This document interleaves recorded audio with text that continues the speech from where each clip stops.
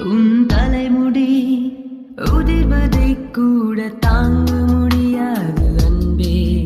கண்ணிமைகளில் உன்னை நான் தாங்குவேன். உன் ஒரு நொடி பிரிவினை கூட ஏற்க முடியாது கண்ணே. என் கனவிலும் உன் முகம் தேடுவேன்.